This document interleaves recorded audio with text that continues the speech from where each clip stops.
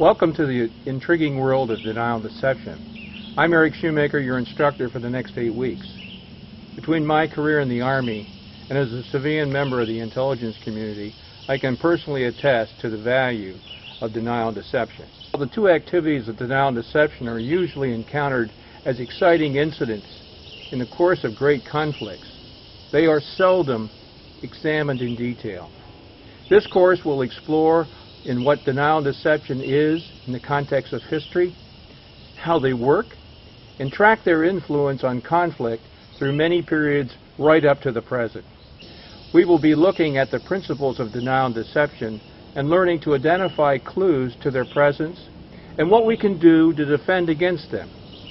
Skillfully employed, these will be especially powerful tools in conflict as well as Phase 0 operations, exercising a vastly disproportionate influence on the course of events and serving as important economy of force measures. A key consideration in the success of denial and deception efforts is uncertainty.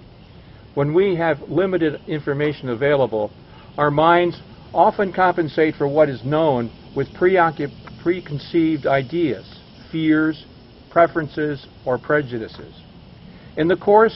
In this course, we will learn to identify uncertainties and to sort out through incomplete, conflicting, and confusing information to come as close as we can to the actual situation and intentions of our adversaries. I'm standing in the woods of Little Round Top in Gettysburg, Pennsylvania. It was here between July the 1st and 3rd, 1863, in and around the town of Gettysburg. A series of battles were fought with the largest number of casualties in the American Civil War itself. And it is often described as the war's turning point. Union forces under General George Meade's Army of the Potomac defeated attacks by Confederate General Robert E. Lee's Army of Northern Virginia, ending Lee's invasion of the North and the Confederate plan to energize Northern peace advocates that likely would have forced Lincoln to recognize the Confederate independence. It was here that Colonel Joshua Chamberlain's famous charge on July the 2nd that serves us an example as students of that black art of deception. After hours of fending off one Confederate attack after another, Chamberlain's 20th Maine had run out of ammunition and probably would have not been able to hold the ground against another onslaught.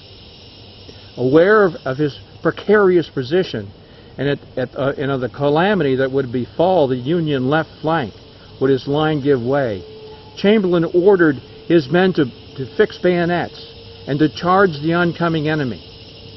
In a textbook example of right-wheel maneuver, the 20th went careening down the slope right here. Chamberlain had bluffed his way out of his predicament, and in the process likely saved the Union's fortunes that day. In the motion picture Gettysburg, the deception was vividly and dramatically depicted. The 15th Alabama was arrayed across his front. Chamberlain remarked in his report of the action, "It was imperative to strike before we were struck by this overwhelming force in a hand-to-hand fight, which we could not probably have withstood or survived. At that crisis I ordered the bayonet. The word was enough. It ran like fire along the line from man to man and rose into a shout, which they sprang forward upon the enemy, not now 30 yards away.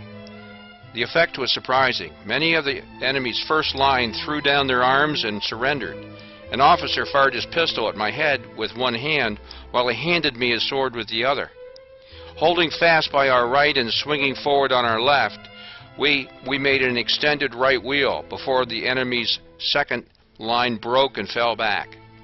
Fighting from tree to tree, many captured until we swept the valley and cleared the front of nearly the entire brigade."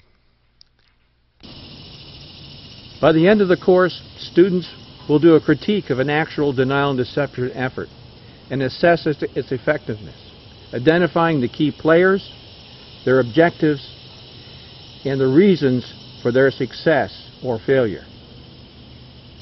I have, like most students at AMU, studied part-time while trying to fulfill my full-time job obligations and as well to nurture a family.